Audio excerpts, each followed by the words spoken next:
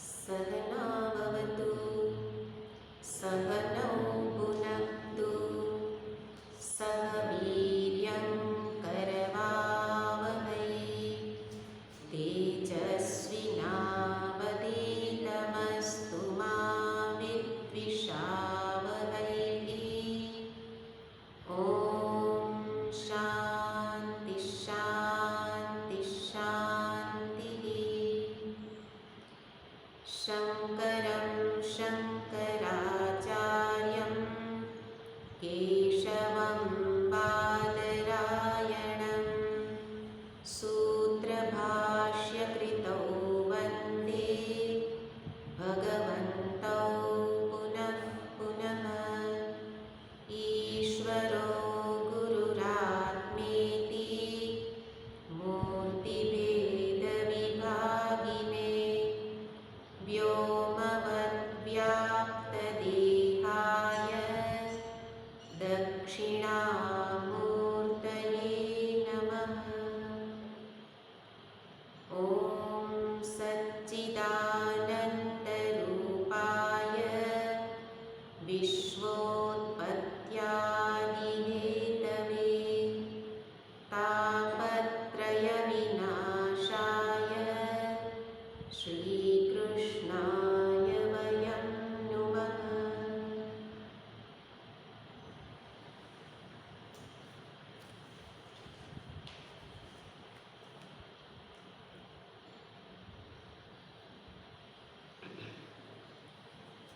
सातमो श्लोक।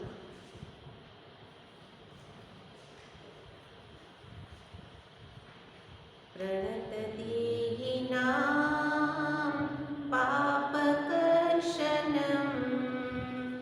तृणजरानुगं श्रीनिकेतनं फणिफणार्पितं ते पदाम्बुजं कृणुकुजेषु नः कृन्दिरुच्चयम्।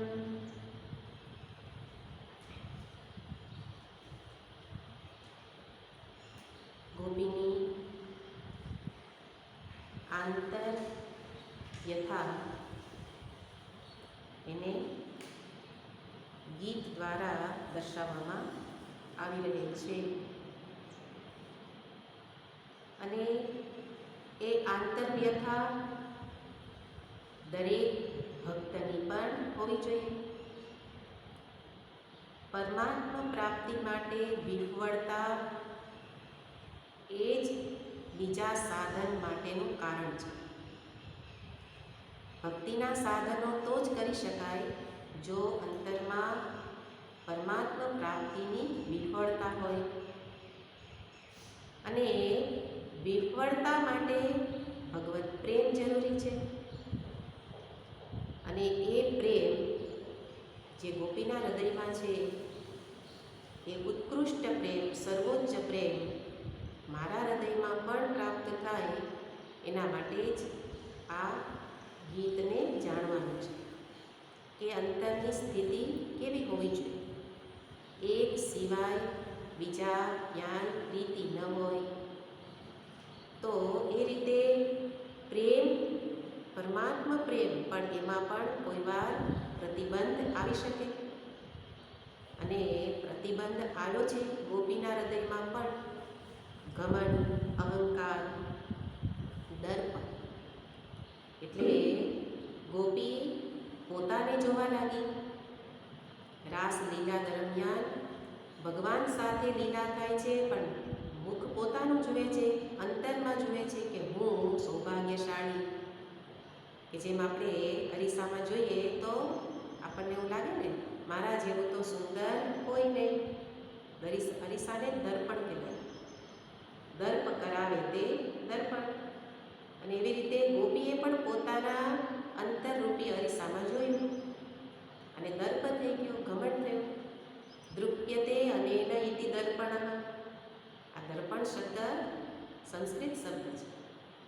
દૃપ્યતે અનેન, જેના વડે દર્પ થાય, ઘમંડ થાય. એટલે અરીસામાં વારંવાર જોવાની ટેવ હોય તો એ શું બતાવે છે?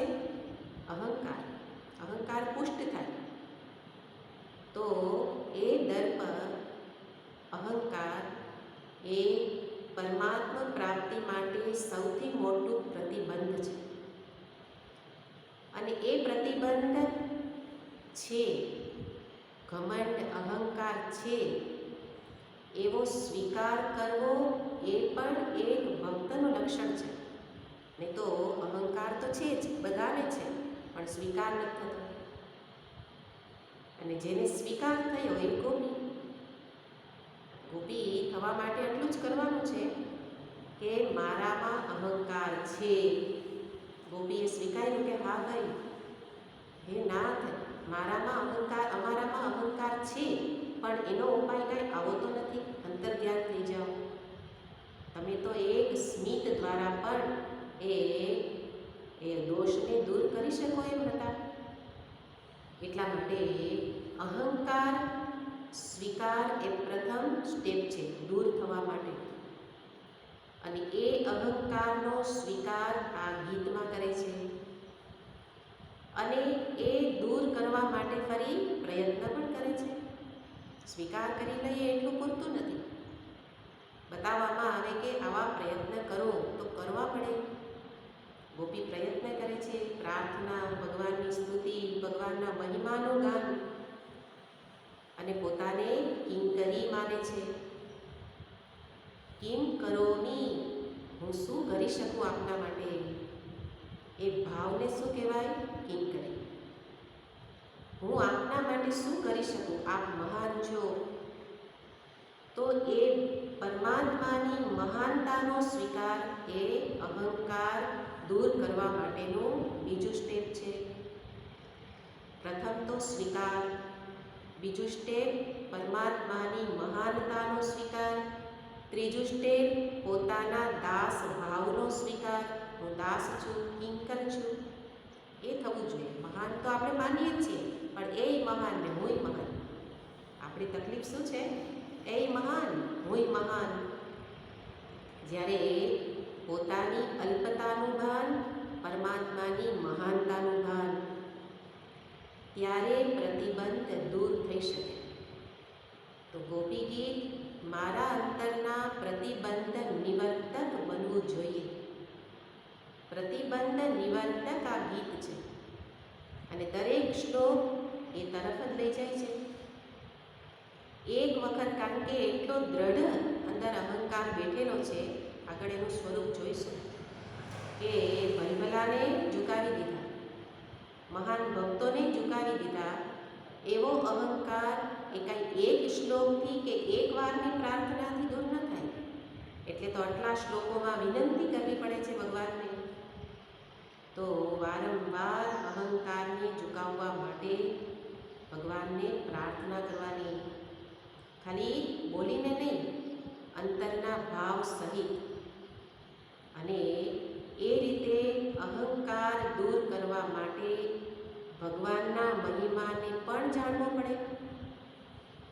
આપ મહાન છો, પણ કેવા મહાન છો? બધા જ પ્રસંગોનું સ્મરણ કર્યું. તો મહાનતાને જાણે પછી જ ભજન થાય, ભક્તિ પણ પછી જ થાય.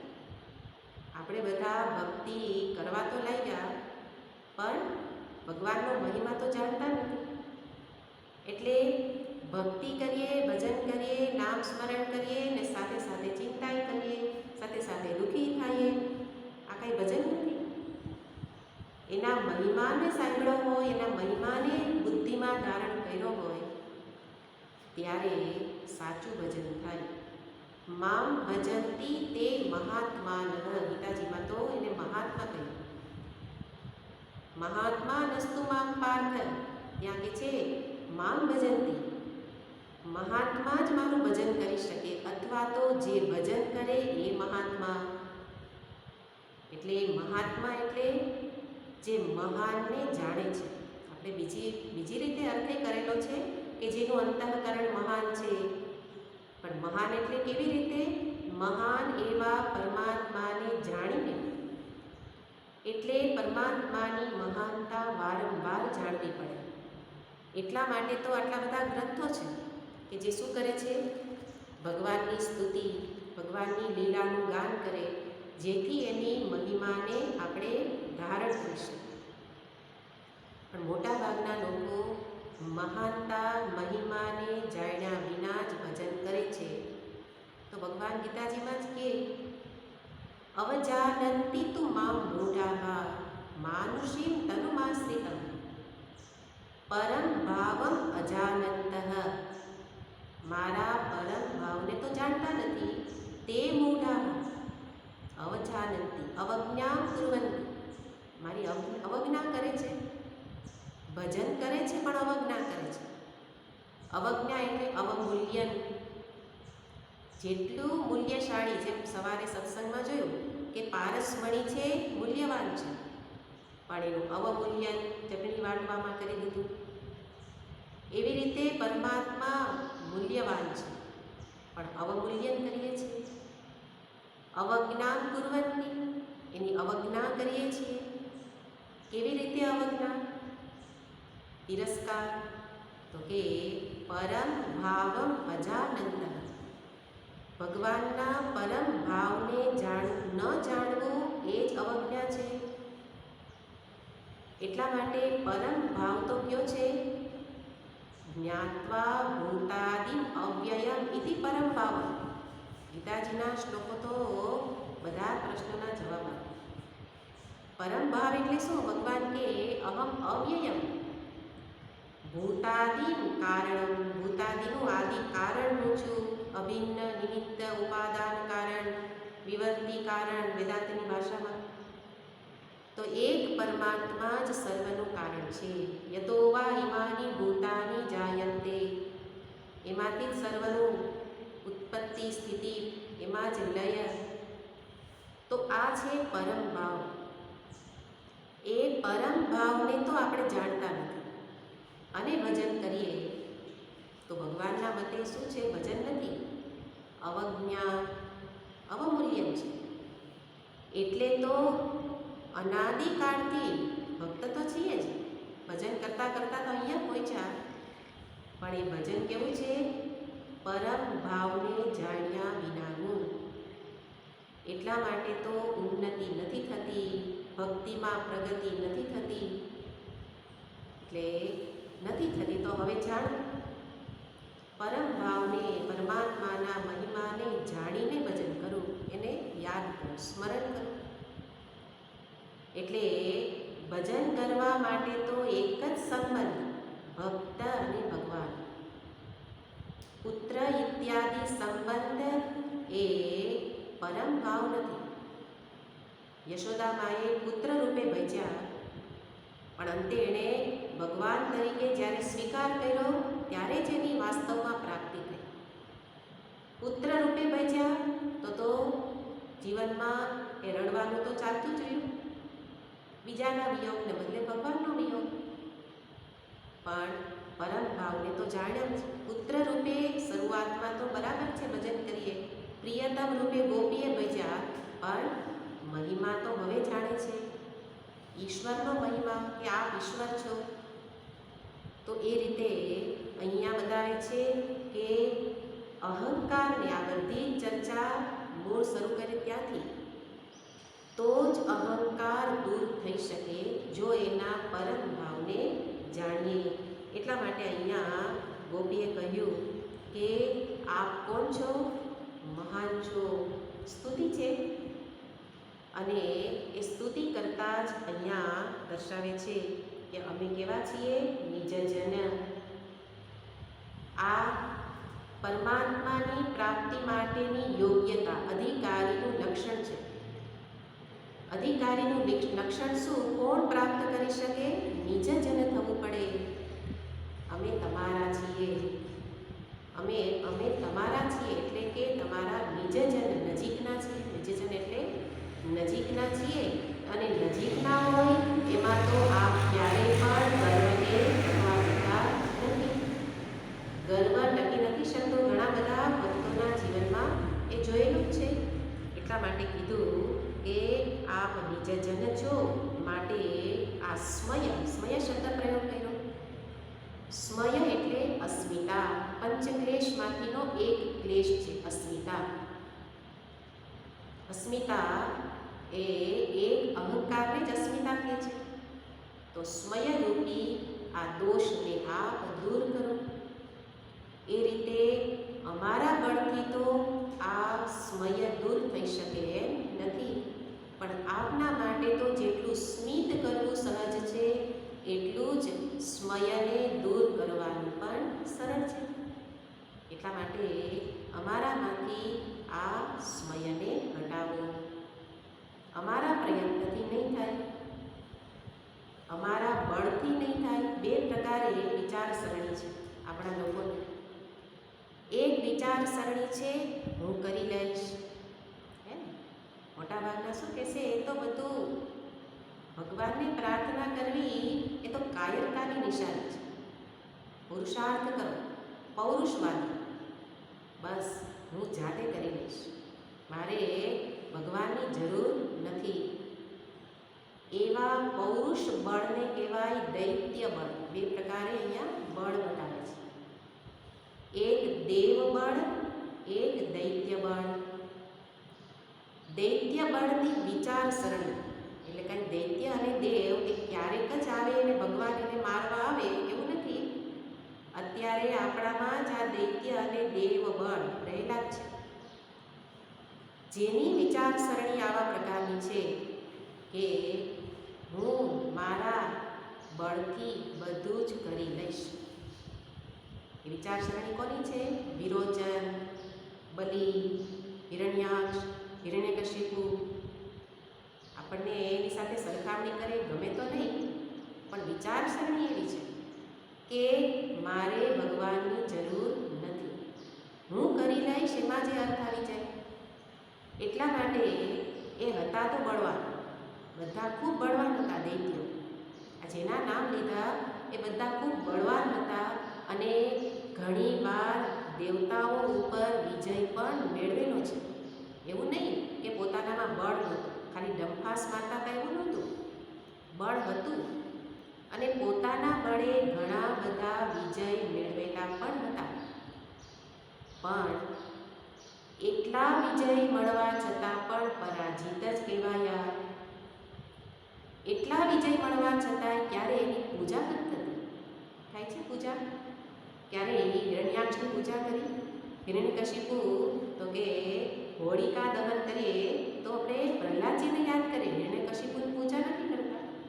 હતો બળવાન, બળવાન હતા, પણ અંતરમાં રહેલું આ દૈત્ય બળ, અહંકાર, એના કારણે પૂજાથી વંચિત રહ્યા, બળવાન હોવા છતાં. જ્યારે દેવ બળ તો આપણે જોઈએ છીએ કથાઓમાં કે વારંવાર દેવતાઓ તો પેલા દૈત્યોથી કંટાળી અને ગભરાઈને ભગવાનને પ્રાર્થના કરવા જાય.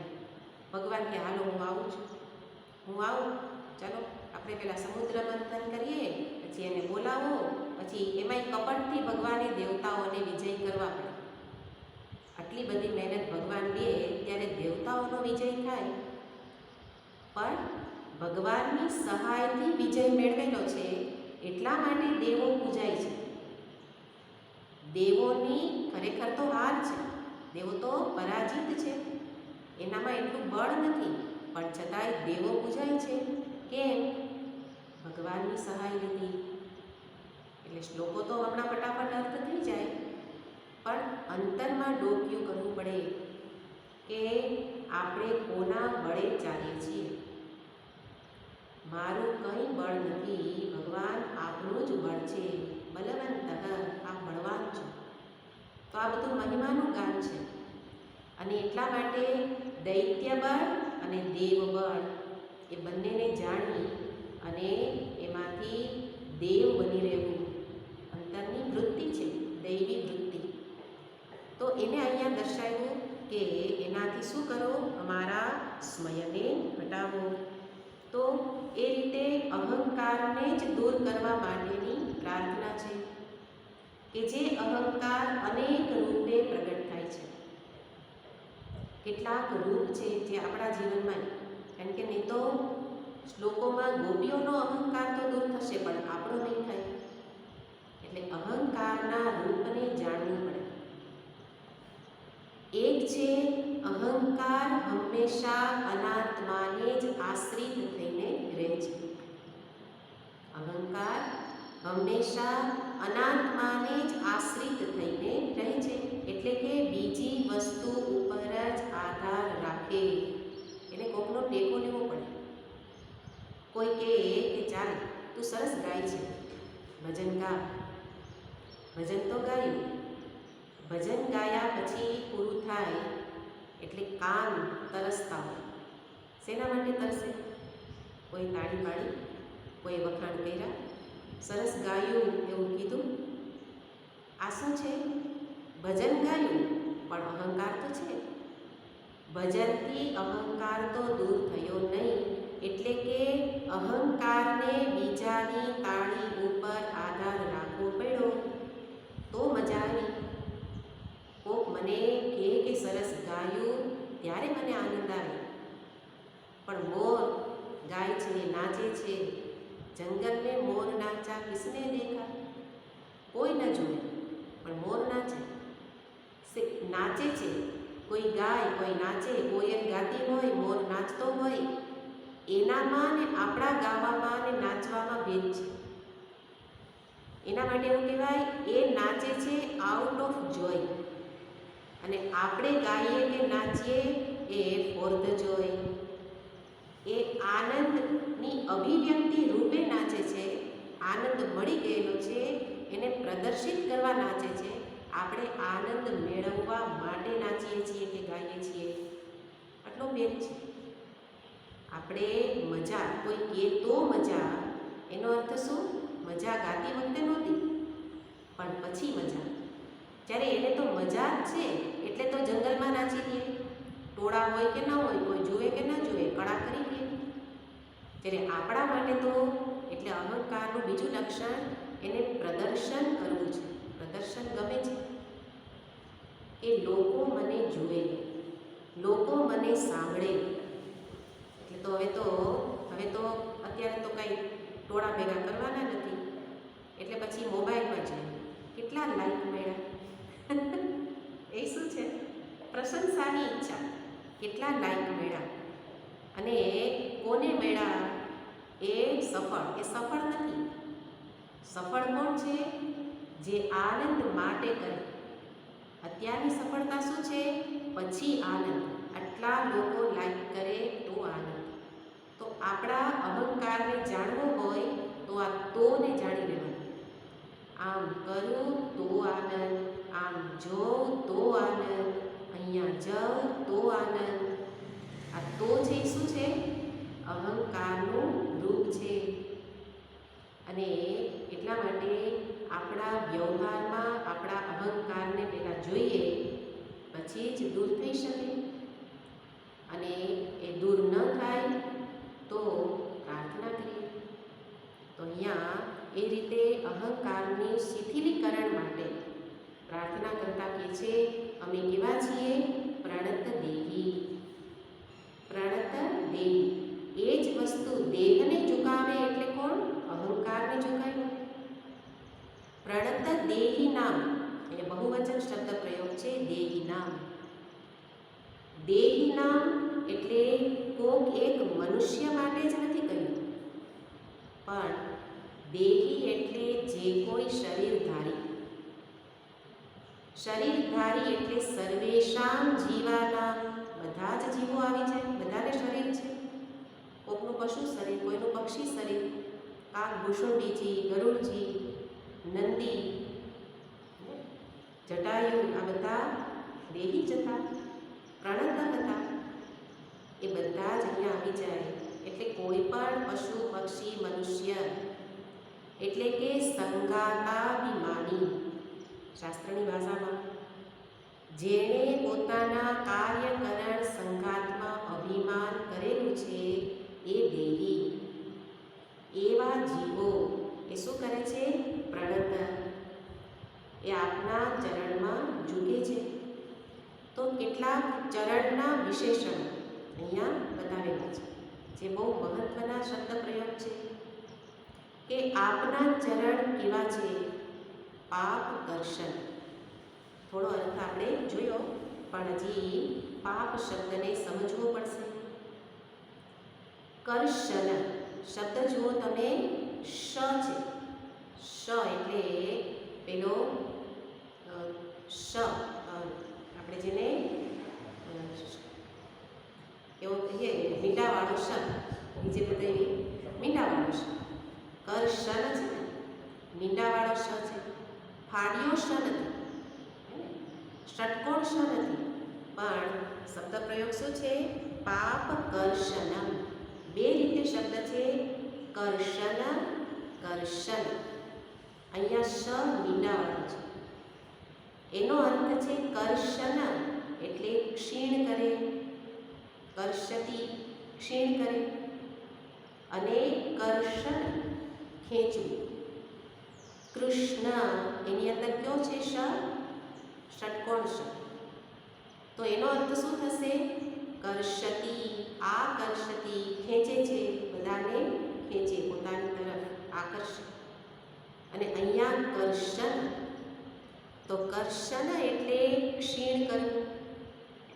હે પ્રભુ, આપના ચરણ એ ચરણનું વિશેષણ છે, પાપને ક્ષીણ કરનાર છે. પાપ વિશે થોડો વિચાર કરેલો કે મલ વિક્ષેપ આવરણ, એમાંથી મલનો એક વાક્યમાં અર્થ કહીએ તો પરમાત્મા સિવાય બીજા તરફ જોવું, બીજા તરફ જોવું, એને શું કહેવાય? મન. અને વિક્ષેપ એટલે ચંચળતા. જુએ તો ખરા, થોડીવાર પરમાત્મા તરફ, થોડીવાર સંસાર તરફ, ચંચળતા છે. તો મલ અને વિક્ષેપ, એમાં પણ સંસાર તરફ જોવામાં વાંધો નથી, એનાથી કાંઈ મલ દોષ નથી આવતો. સંસાર તરફ જોવાથી નહીં, પણ મલ પ્રાપ્તિ કેવી રીતે થાય? અંતર અશુદ્ધ કેવી રીતે થાય? સંસારનું ચિંતન કરવાથી. બાકી રહેવાનું તો ત્યાં જ છે, જગત છોડીને ક્યાં જવાના છો? જ્યાં જાય ત્યાં જગત જ છે. તો રહેવાનું તો એની જ વચ્ચે છે, પણ મલ અંતર કલુષિત કેમ થઈ જાય છે?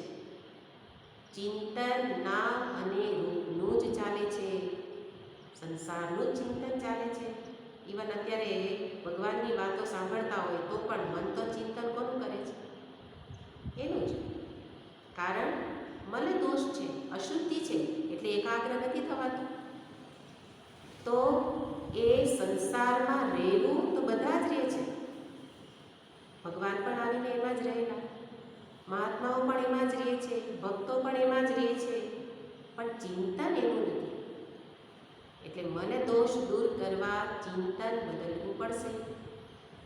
અને એ પ્રયત્નપૂર્વક, કારણ કે આદત પડી ગઈ છે, અનાદિકાળની ટેવ છે કે મન સંસારમાં જ ભટકે.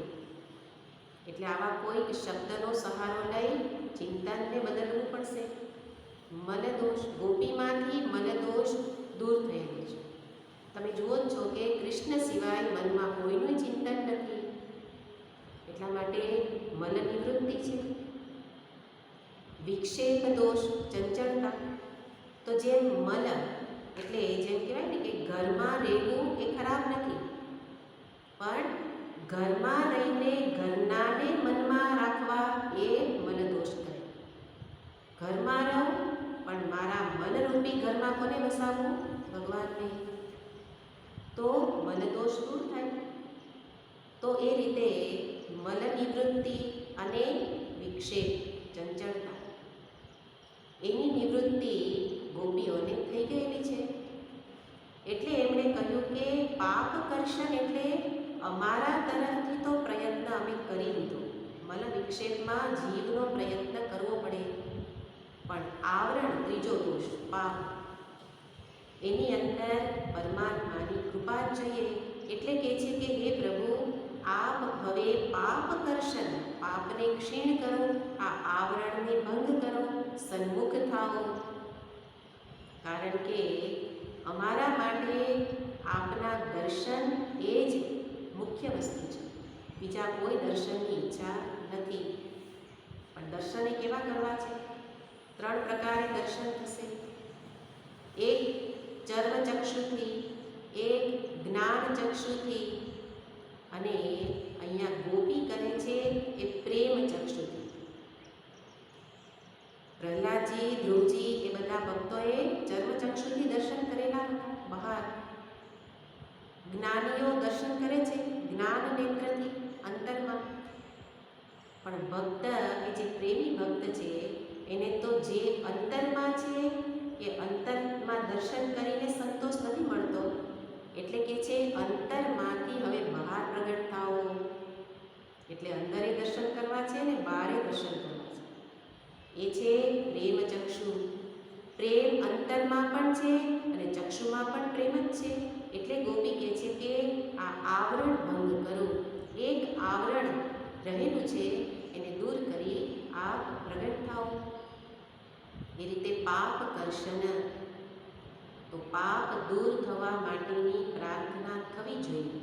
જેમ અહંકારની વાત કરી, અહંકારનો સ્વીકાર થાય પછી પ્રાર્થના થાય ને. એવી જ રીતે હું પાપી છું. આમાંથી પાપ તો છે ને આ ત્રણમાંથી. આ પેલી ગોપીના તો બંને પાપ દૂર થયા, આપણા તો હજી એવા ને એવા જ છે. તો પ્રયત્ન કરું ને પ્રાર્થના કરું કે પાપ દૂર થાય. કારણ કે એક નાનો સરખું એ પાપ કર્મ પણ મોટી ચિનગારી પણ અગ્નિ બની શકે એમ છે. જીવન અનર્થને પ્રાપ્ત કરી શકે એમ છે. એવું કહેવાય કે 5 વસ્તુનો ભરોસો ન કરાય.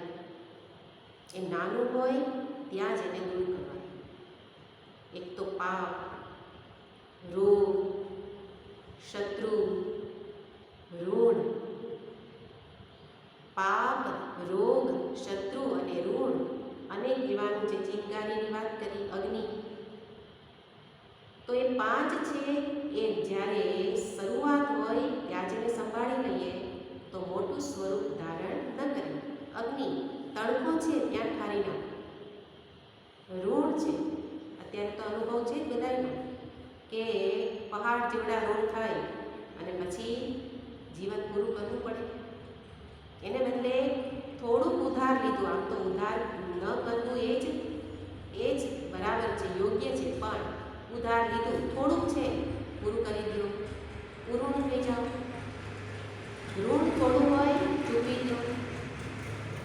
શત્રુ, હજી કોઈના મનમાં શત્રુ ભાવ જન્મે ત્યાં મિત્રતા કરી લો. એ તો પછી એ શત્રુ પણ ઘાતક બની શકે. એવી રીતે રોગ, આપણે શું કરીએ કે મટી જશે એમ કરીને રોગ વધતો જાય. એને બદલે શરૂઆતમાં જ રોગને નાખી દો તો નુકસાન ન કરે. અને એવું જ અહીંયા પાપનું છે કે જીવનમાં રોજ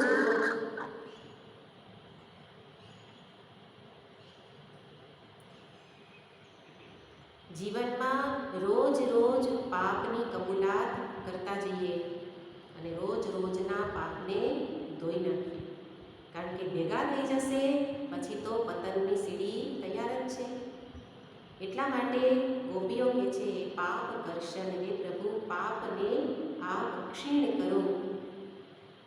અન્ય રીતે પણ પાપને આપણે જોઈ શકીએ. કારણ કે આપણે જાતે એને ઓળખી શકીએ એમ નથી. આપણને તો આપણા સારા કામ જ યાદ આવે. ખરાબ કર્યું છે એ તો અંતરમાં જાણીએ પણ એને યાદ ન કરીએ. એટલે અહીંયા બતાવે કે આ પાપ છે. તો પહેલું પાપ મહાપાપ, જે આપણે જોયું હતું, બ્રહ્મ હત્યા કે ભ્રૂ હત્યા કે પેલું બાલ હત્યા, સ્ત્રી હત્યા, આ બધા જ મહાપાપ છે.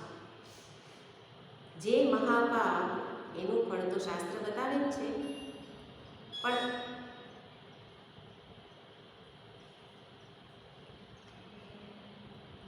તો મહાપાપ એ તો ભક્ત કરવાનો નથી.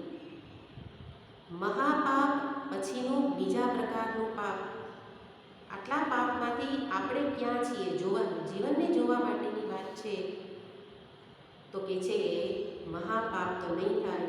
તો બીજા 3 પ્રકારે જે બતાવવામાં આવે એ પાપને પણ જોવાનું. એમાંથી તો આપણે એમાં ત્રણેયમાં રહેલા જ છીએ. એક છે જ્ઞાન માર્ગે થતું પાપ, જેને જ્ઞાન માર્ગ દૂર કરે છે. જ્ઞાન માર્ગીના મતે કયું પાપ છે? ભેદ દ્રષ્ટિ કરવી એ પાપ છે. મારા કરતા બીજો જુદો છે એ ભેદ દર્શન. દર્શન તો ભેદનું જ થાય, અનેકનું જ દર્શન થાય, પણ અંતરમાં પણ એ ભેદને જ સાચો માનવો એ પાપ છે. અને ભેદ હોય ત્યાં ભય આવે, ભય હોય પછી બધા જ અનર્થ આવે. એટલે પાપનું મૂળ ભેદ દર્શન, ભેદને સત્ય માનવું. એને બદલે અભેદમાં જ સત્યતા, અભેદમાં જ અભયતા છે. એટલે અભેદમાં જ અભેદનું જ્ઞાન મેળવવું એ છે પાપથી નિવૃત્ત થવું. જ્ઞાન માર્ગીના મતે ભેદ દર્શન એ જ પાપ છે. શાસ્ત્ર પણ બતાવે જ છે કે આ ભેદ દર્શન એ જ પાપ છે. ભક્તિ માર્ગ, ભક્તિ માર્ગમાં પાપ એટલે શું? ભગવાનનું વિસ્મરણ થવું એ પાપ છે. વિષ્ણુનો વિસ્મરણમ મરણમ. ભગવાનનું વિસ્મરણ થઈ જવું એ જ પાપ છે. કારણ કે વિસ્મરણ મારા લક્ષ્યથી ચ્યુત કરશે. લક્ષ્ય છે પરમાત્મા પ્રાપ્તિ, પણ વિસ્મરણ થઈ જશે તો પ્રાપ્તિ નહીં થાય. એટલા માટે અહીંયા બતાવે છે કે ભક્તિ માર્ગના મતે વિસ્મરણ. એટલા માટે ઉપાય શું? પ્રતિ શ્વાસે વિશ્વાસમ રામમ સ્મર દિને દિને. પુનઃ શ્વાસેન વિશ્વાસમ. પ્રતિ શ્વાસે ભગવાનના નામ સ્મરણ કરવું તો પાપ દૂર થશે. અને કર્મ માર્ગમાં પાપ શું છે? સ્વધર્મનું પાલન ન કરવું. સ્વધર્મથી ચ્યુત થવું એ પાપ છે. સ્વધર્મ પોતાનું કર્તવ્ય. સવારે પણ એ કર્તવ્ય વિશે પણ વાત કરી હતી કે કર્તવ્ય એટલે ખાલી ઘર પરિવારના સભ્યો માટે અર્થ ઉપાર્જન કરવું એ કર્તવ્ય એટલું જ નથી. એ તો બહુ સામાન્ય કર્તવ્ય છે. એ તો પેલા પશુ પક્ષી પણ નિભાવે છે. એમાં આપણે શું ધાડ કરીએ? હે ને? પશુ પક્ષી દાણા લઈ આવે જ છે. તો કર્તવ્ય તો વિશેષ છે મનુષ્ય માટે. પંચયજ્ઞ બતાવ્યા છે. બ્રહ્મ યજ્ઞ, શાસ્ત્ર સ્વાધ્યાય કર્તવ્ય છે. સત્સંગ કરવો કર્તવ્ય છે. તો ધર્મ છે. આ ધર્મનું આપણે ધર્મનું પાલન કરી રહેલા છીએ. અતિથિ ભોજન, સંત ભોજન એ ગરીબને એનું પાલન કરવું એ કર્તવ્ય છે. નૃયજ્ઞ, ભૂતયજ્ઞ, પશુ પક્ષીઓને દાણા નાખવા, ઘાસ નાખવું કર્તવ્ય છે. કેટલા કર્તવ્ય નિભાવીએ છીએ આપણે જોવાનું છે. એટલે તો પાપ છે. કારણ કે હું અને મારા એમાંથી જ ઊંચા નથી આવતા. તો સ્વાર્થી જીવન જીવીએ છીએ એ તો મોટું પાપ છે. એટલે પાપમય તો જીવન છે. એટલે તો શાંતિ મળે ક્યાંથી? અને શાંતિ ન હોય તો અશાંત તસ્ય કુતઃ સુખમ. અશાંત વ્યક્તિને સુખ ક્યાંથી મળે? ભૂત યજ્ઞ, નૃ યજ્ઞ, બ્રહ્મ યજ્ઞ, પિતૃયજ્ઞ. સવારે સરસ ચર્ચા થઈ હતી ક્લાસમાં. પિતૃયજ્ઞ, તો પિતૃઓને હવે ગયેલાને તો યાદ કરીએ. ગયેલાને યાદ કરવામાં તો ક્યાં કોઈ વાંધો છે? પણ જીવતાને યાદ કરો, જીવતાને સાચવો. ગયેલા માટે તો બનશે એક વખત કરશું, પણ જીવતા વડીલ છે ત્યારે પ્રેમપૂર્વક જીવી લઉં. મારા જ વડીલ નહીં, જે વડીલને જરૂર છે બધા જ વડીલો. એ તો ફરી એમાં સ્વાર્થ આવી છે કે હું મારા વડીલોને સાચવી લઉં.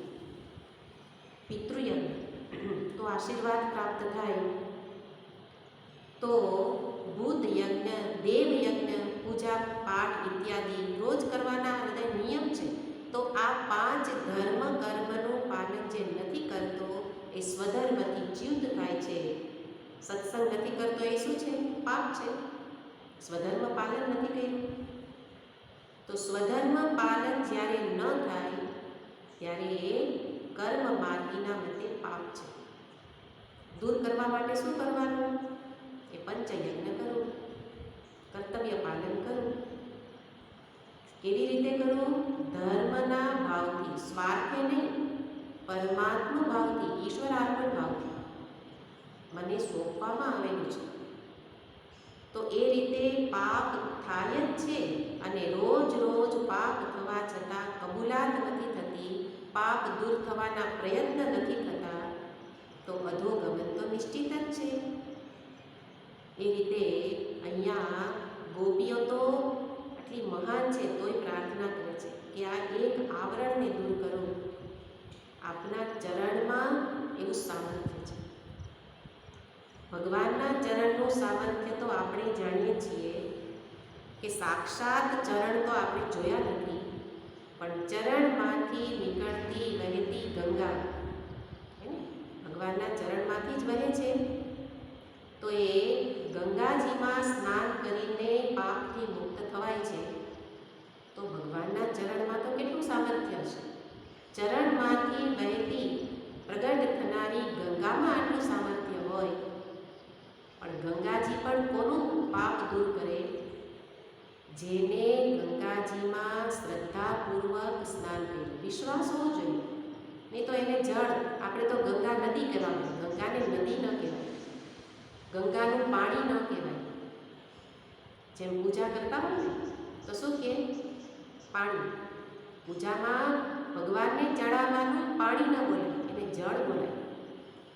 ચમચી પધરાવો, ચમચી ન બોલાય, આચમની બોલાય.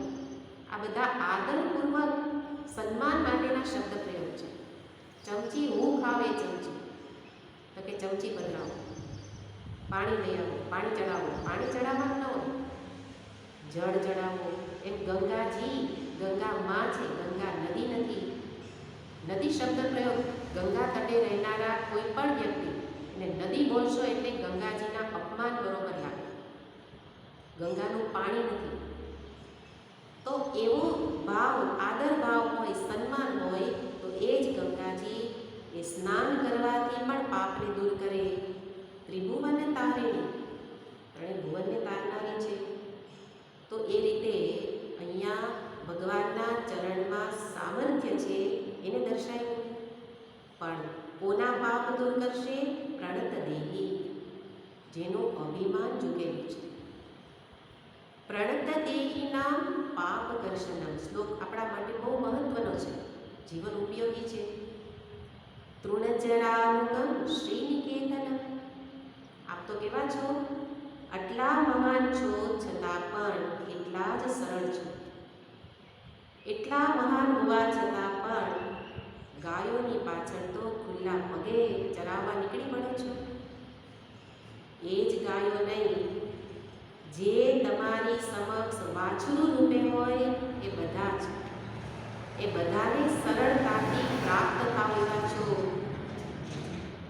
ગાયોની પાછળ સરળતાથી જાય છે, વાછરું સાથે દોડે છે ભગવાન.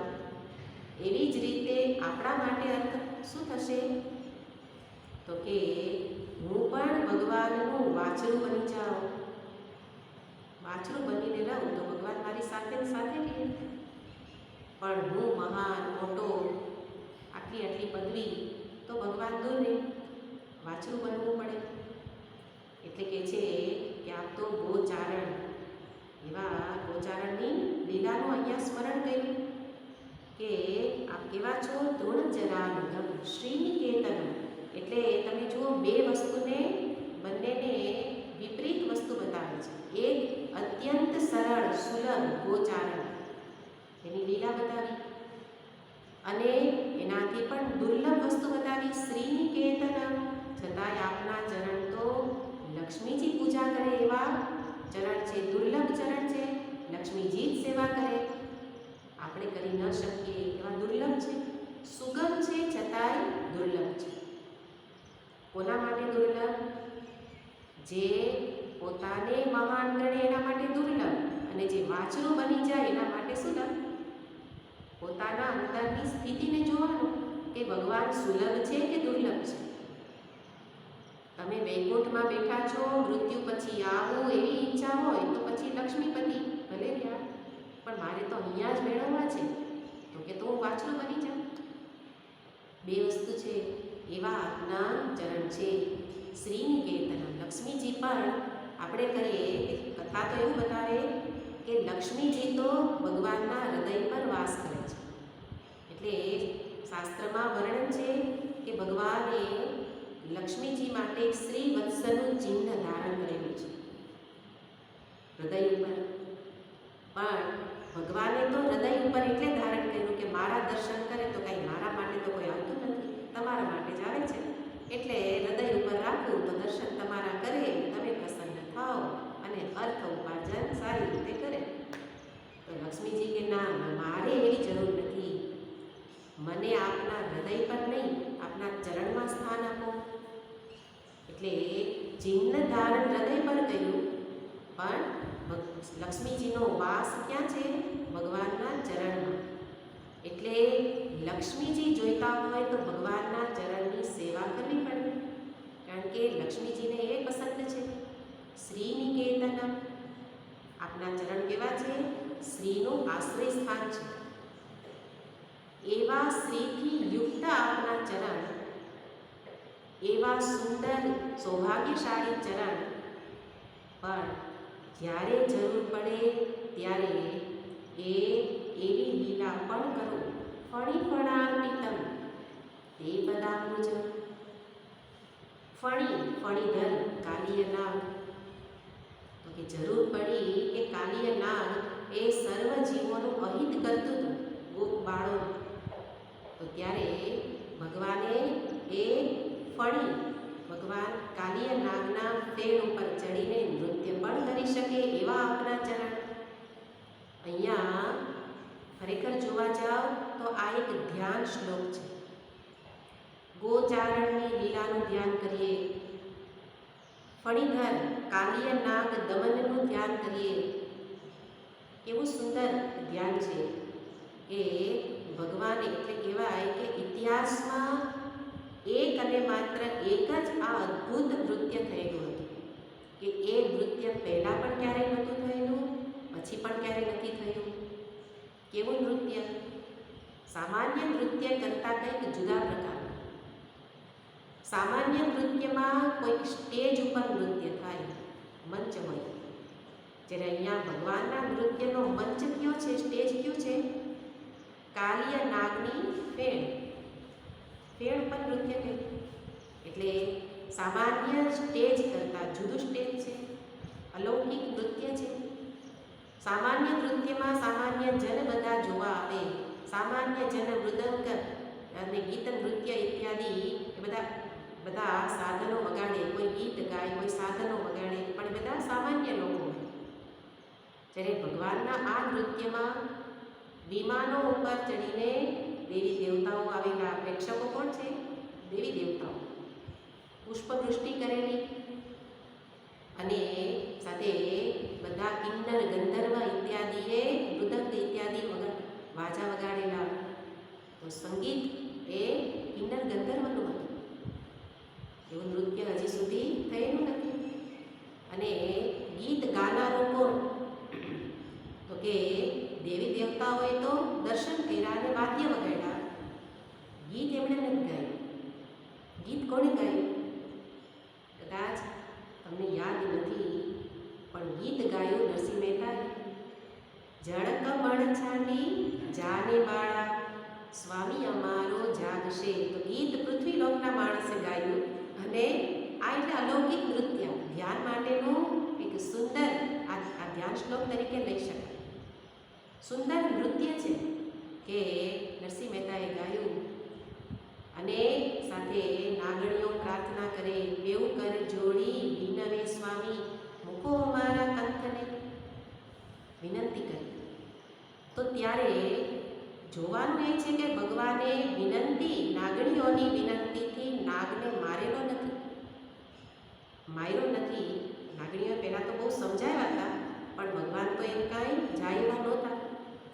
પણ નાગણીની વિનંતીથી ભગવાને યમુનાજી રૂપી જે રુદ્ર સરોવર, એમાંથી એનું સ્થાન બદલી નાખ્યું અને કહેવાય છે કે રમણક દ્વીપ એમાં એ કાલિયા નાગને શિફ્ટ કરી દીધા. તમારું સ્થાન ત્યાં છે, રમણક દ્વીપ, જેમાં બધા રમણ કરે ને એમાં રહ્યો. અહીંયા ભક્તોના વસવાટ છે, એમાં તમારી જરૂર નથી. તો ફણી ફણાર્પિતમ, આપના ચરણ તો ક્યાં છે? તો કે એ ફણીધર, અને ફણીધર એટલે જેમાં વિષ રહેલું છે, વિષને નાથવાનું કામ આપના ચરણ કરે છે. તો આટલું વિષ તમે દૂર નહીં કરી શકો? કરી જ શકશો. કયું વિષ છે? અહંકાર. હે ને? અહીંયા તો અંતે જવાબ તો અહીંયા જ પહોંચે, અહંકાર. તો અહંકાર રૂપી અથવા તો એના કારણે મનમાં જે કામના જન્મી, પોતાના વિશે પોતાની તરફ જોયું, પોતાનું સૌભાગ્ય જોયું, એ જે કામ મનમાં ઉત્પન્ન થયું. ભગવાન કહે કે તારા અંતરમાં શું વિષ છે? ગોપી કહે કે આ કંદર્પ રૂપી, આ કામ રૂપી વિષ અંતરમાં રહેલું છે. અને એટલે એ વિષ રૂપી કામ એને આપ દૂર કરી શકો, કારણ કે આવા વિષયના કાર્ય નાગનું દમન તમે કર્યું છે. એટલે નિરૂપણ એવું છે કે કેવું વિષ હતું કાલિય નાગનું, કે જ્યાં સુધી યમુનાજીમાં કાલિય નાગ હતો ત્યાં સુધી એનું વિષ એટલું ઝેરીલું હતું કે ઉપર ઉડતા પક્ષીઓ પણ પડી જતા, આજુબાજુના વૃક્ષોના પાંદડા પણ ખરી જતા, પાણી અડ્યું ન હોય તો પણ. એ વિષની હવા ત્યાંથી પસાર થાય તો એટલું એ વિષ, ઝેરીનું વિષ. તો એને દૂર કર્યું. તો મારા અંતરમાં રહેલા કામને આપ દૂર કરો. એના માટે શું કરો? કૃણુ કુચેશુ ન કૃંદિરુચ્છયમ. કૃણુ એટલે ગુરુ, મૂકો, રાખો, કરો. કૃણુ કુચેશુ ન, અમારા હૃદય પર, વક્ષસ્થળ હૃદય પર શું રાખો? કૃંદિરુચ્છયમ.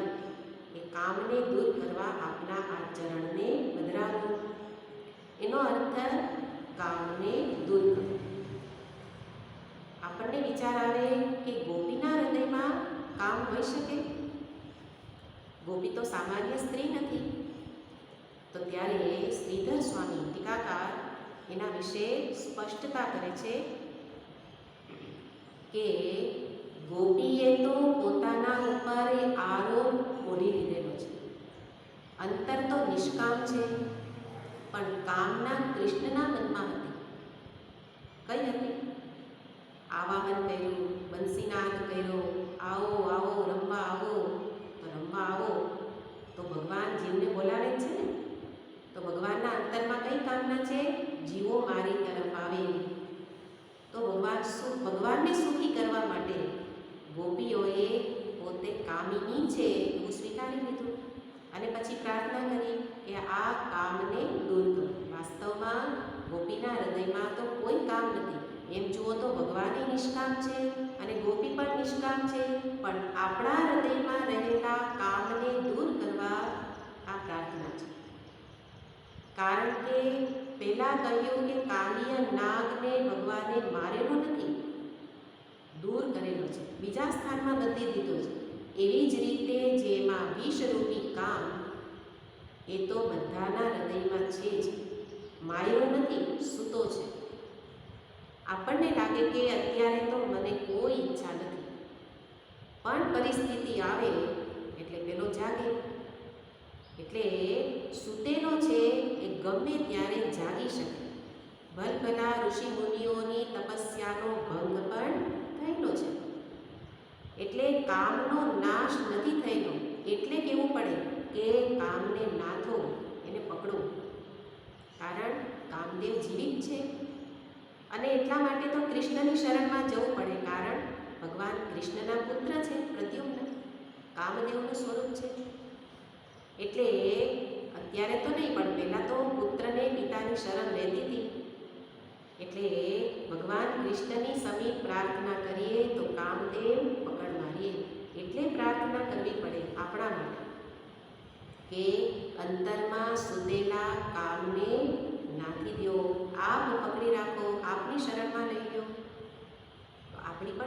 કરવાના છે. નહીં તો કામ ક્યારે ઉઠે અને એનું રૂપ બતાવે અહંકાર રૂપે. જેમ નારદજીને પણ આવેલું કે કામને એક વખત પોતે પકડમાં લીધો અને પછી અહંકાર આવ્યો. શું અહંકાર આવ્યો કથામાં તો બતાવે છે વિસ્તારથી કે કામ અને ક્રોધ ઉપર નારદજીએ વિજય મેળવ્યો. અને આગળ જોયું એમ કે એક વખત આપણે કાંઈ સારું કામ કરીએ એટલે પ્રચાર તો કરવો જ પડે. નારદજીને એમ થયું અહંકારનું સ્વરૂપ છે, પ્રચાર કરાવે. એટલે નારદજી તો પ્રચાર કરવા નીકળી પડ્યા કે લોકોને કહું કે મેં કામ ઉપર વિજય મેળવી લીધો. અને એટલે માટે બધે કરતાં કરતાં બ્રહ્માજી પાસે આવ્યા. બ્રહ્માજીને પોતાની આખી કથની વર્ણન કર્યું કે આવું આવું થયું ત્યારે આ કામ અને ક્રોધ એના ઉપર મેં વિજય મેળવ્યો. કથા તો આગળ એની લાંબી છે. બ્રહ્માજીને બરાબર છે, બ્રહ્માજી તો બધાને તથાસ્તુ કહેતા જ બેઠા હોય એટલે કાંઈ બહુ વિશેષ ચર્ચા નથી કે સારું, બહુ સારું, વખાણ કરી લીધા. હવે શિવજી પાસે ગયા અને પોતાની વિસ્તારથી એટલે જેણે બહુ સારું કામ કર્યું હોય ને એ બીજાને બોલવા ન દે. હે ને, મેં આટલા આટલા કામ કર્યા, અહંકાર છે કે બીજાને બોલવાનો મારો જ ના. અહીંયા આવ્યા હોય ને તો વાત પોતાની જ કરતા હોય. કારણ શું તો કે લિસ્ટ તો બતાવવું પડે ને ક્યાંક તો આટલા કામ કર્યા. અહંકારનું સ્વરૂપ છે. એટલા માટે શિવજી પાસે ગયા અને શિવજીને બોલવા તો ન દે. નારદજીએ બધું વર્ણન કર્યું અને ખૂબ હર્ષાવેશમાં હતા. શિવજી નારદજી જતા હતા ત્યારે એટલું બોલ્યા કે હવે આનથી પાછા વળી જાજો, ભગવાન વિષ્ણુ પાસે નહીં જતા. એટલે કારણ કે કૌતુકી છે, એ કંઈક એવું કરશે કે તમને નહીં ગમે. એટલે હું તમને વિનંતી કરું કે વિષ્ણુ પાસે આ વસ્તુને નહીં બતાવતા. તો કે એમાં શું, સારું કામ કર્યું તો કેવું તો જોઈએ ને, આ તો મારા નારાયણ છે એટલે એને એવું કાંઈ ન હોય, કાંઈ વાંધો નહીં, જાઓ. અને પછી ભગવાન વિષ્ણુ પાસે પોતાની એક એને કે ફૂલાઈને ગયેલા અને વર્ણન કર્યું. કામ ક્રોધ બધા ઉપર વિજય મેળવી લીધો. ભગવાન કે એમ. અને ભગવાને લીલા ઊભી કરી અને સુંદર સ્ત્રીનું રૂપ ધારણ કર્યું. અને આપણે કથા જાણીએ છીએ કે મને પણ એવું સુંદર મુખ બતાવી દો અને ભગવાને એને વાનરનું રૂપ કરી દીધું અને અંતે નારદજીના ગર્વને દૂર કર્યું. તો જો નારદજી પણ આટલા મહાન તપસ્વી ભક્ત એ પણ જો અંતરના કામના આવેશમાં આવી જતા હોય, કારણ રુદિશ્યેતે રુચ્છયમ કૃણુ કુચેશુનઃ કૃંતિ રુચ્છયમ. આ રુચ્છયમ શબ્દ બતાવે છે રુદિશ્યેતે. કામ શું કરે છે, હૃદયમાં સુતેલો જ છે. કોઈ પણ કામ, કોઈ પણ ઈચ્છા આપણે કહીએ કે મને મારી રસનેન્દ્રિય ઉપર એવો વિજય કે હવે ગમે 56 ભોગ સામે આવે મને ઈચ્છા નથી, એવું બની જ ન શકે. રુદિશ્યેતે સુતેલો જ છે. થોડી વાર સંસર્ગમાં રહ્યો, ઈચ્છા થઈ જ જશે અને ઈચ્છા જ આરોગી પણ લેશે, હે ને. એટલે ગોપી કહે છે કે કામ એ હૃદયમાં સૂતેલો છે, એને તમે જ દૂર કરી શકો. આપના ચરણ જ એના માટે એ સામર્થ્ય ધરાવે છે. અને એટલા માટે અમારા હૃદય પર આપના ચરણને પધરાવો, એટલે કે હૃદયમાંથી આ અનેક પ્રકારની કામનાઓને દૂર કરો અને આપનું દર્શન કરાવો. એ પ્રકારે